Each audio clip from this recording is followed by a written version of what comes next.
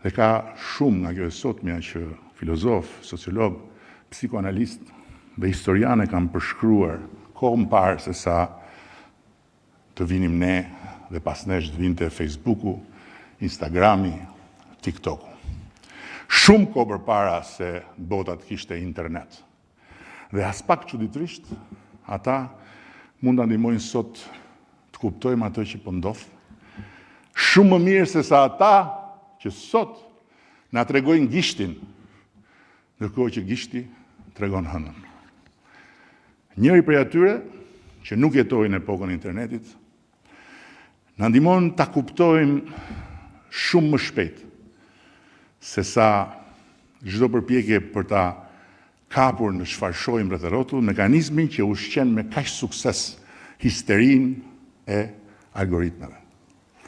Shumë kohë përpara, ai ka përshkruar modelin e biznesit të rrjeteve sociale në një përshkrim që ai e quan diskursi i histerikut. Shpesh kjo është keq kuptuar, sikur ai fliste për një tip njeriu. Nuk është kështu. Ai nuk përshkruante një njeri, po përshkruante një marrëdhënie, një mënyrë për t'u marrë me autoritetin, një mënyrë për t'u marrë me botën, një mënyrë për t'u marrë me realitetin. Karakteristika e kësaj mënyre nuk është ankesa.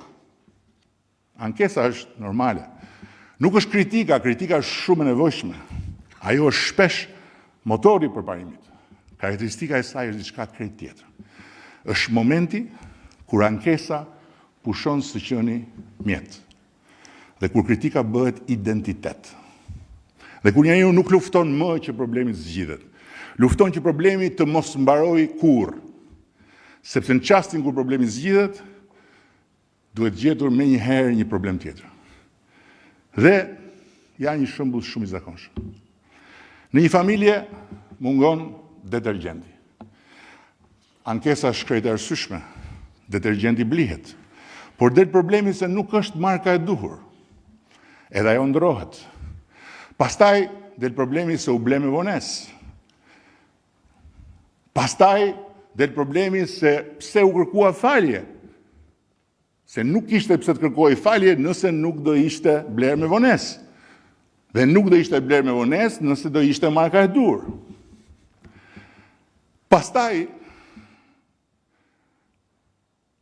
vjen ankesa që pse duhet thënë dy herë.